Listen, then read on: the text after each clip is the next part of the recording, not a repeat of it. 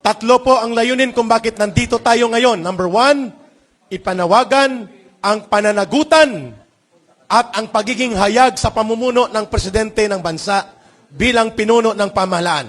Klaro.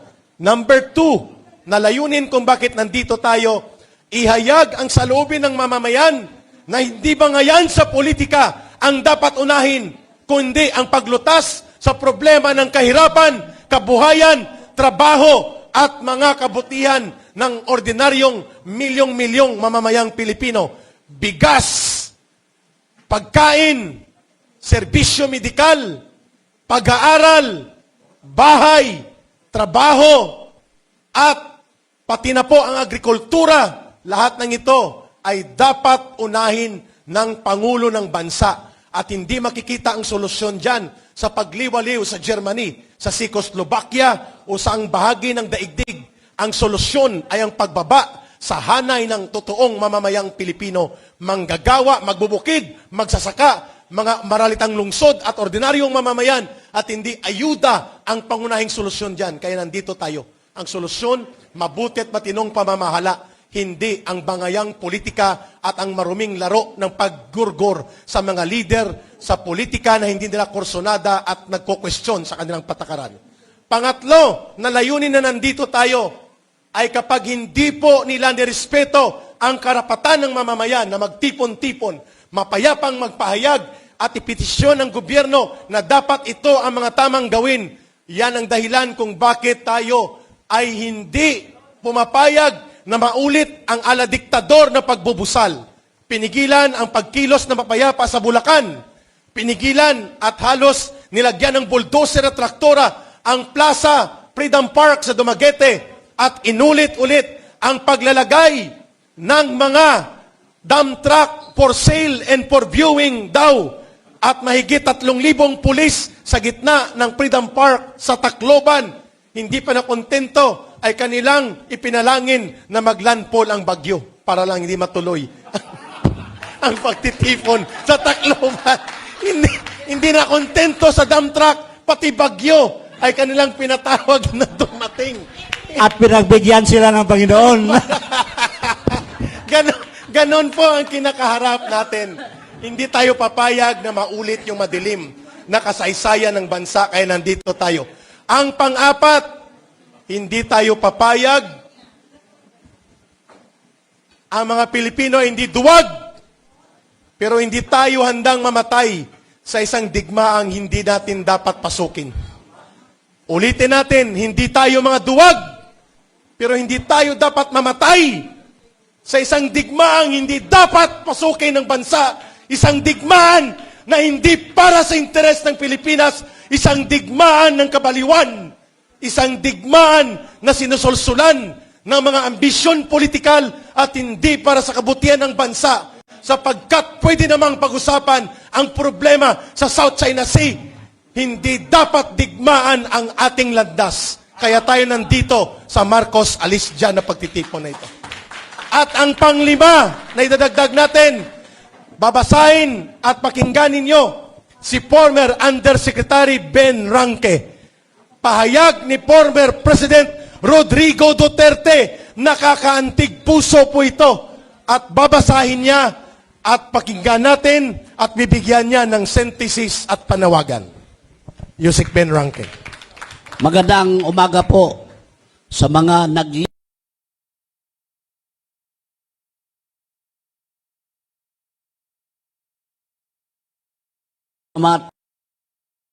alam ang damdamin upang alisin ang taong nasa Malacanang nakaupo ngayon. Tama! Ang quit ang tao! Tama! Walang utang na loob ng tao! Basahin ko ang binitawang salita ni Tatay Digong Duterte para sa ating kaalaman. Nawawala. Pati ba to? May wifi ba dito? Babasahin ko eh. Sandali ah. Sandali. Ang nagliliyab na damdamin natin ay umabot na sa buong sanlibutan. Yung mga kasama natin na mga OFWs, sumisigaw na sila. sumisigaw na pababain na natin ang nakaupo. Ito. Okay, andito. An open letter to the people of Tacloban Attention muna mga kapatid. and the Philippines. Okay, pakinggan So- natin ito. Mahalaga po itong mensahe na dating presidente na tinatawag nating Tatay Digong. Please attention to this. Ito ang sinabi ni Tatay para sa ating lahat. At naka-address doon sa mga sumisipil sa demokrasya ngayon. I am writing this open letter to the people of Tacloban in the light of recent events that have brought inconvenience, discomfort, and disruption in their lives.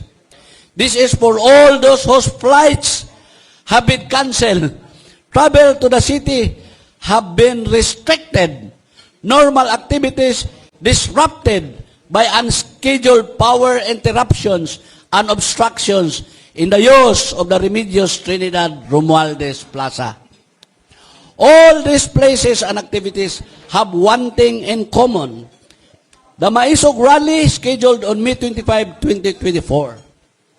As part of the Marcos administration's policy of stifling peaceful dissent, they are doing everything to prevent this rally from happening. This is not the first time they succeeded in preventing the rally in Bulacan province, first in Malolos, and then in the town of Bustos. Then they failed to do that in Davao, but they failed to do that in Davao City, Cebu City, Tagum, Davao del Norte, and Dumaguete City. Innocent government workers were either relieved or suspended as collateral damage to these rallies, including Davao del Norte, Governor Edwin Hubahib, and Cebu City Mayor Michael Rama. The message is clear. Unless you do your part in thwarting these rallies, you pay dearly for it. If only I would be the only one who will be made to suffer, sabi ni Tatay Digong, I would not hesitate to stop getting the message across to the people of Tacloban and the rest of the country. All of you know that is not the case. Among other things, the economy will worsen. The peace and order situation will further deteriorate, and a war that does not concern us will break out any time. Worse, the success of the plot to amend the Constitution to lift the term limits of the one sitting in Malacanang will ensure not only perpetuation of power of one family, but the rape of democracy that this administration has unleashed on the nation. That I cannot allow to happen. I will continue to speak even if my own life is at stake. I do not like the way oppressed Filipinos are being treated now. They are oppressed and have no one to turn to. I was city mayor for 22 years and president for 6 years, but I never, ever prevented anyone from exercising his or her right to peacefully assemble. Freedom of expression is very important, and even more so now when there is no transparency, accountability, peace, and security in our country. This is a sad day for Philippine democracy. On second thought, this is a challenge for us to prove that we deserve democracy and the rights that come with it. As someone once said, they have rights who dare defend them. It is in defense of those rights that we speak up and continue to speak up until those who seek to deprive us of them will get the message that we will not allow them to do so. Once again, my apologies not only for indirectly being the cause of all the inconveniences heaped upon all of you by the forces of darkness that threaten not only our rights to express our grievances, but the very existence of our nation. I apologize in advance for more of this because we will not be cowed into submission until we are allowed to freely speak once again.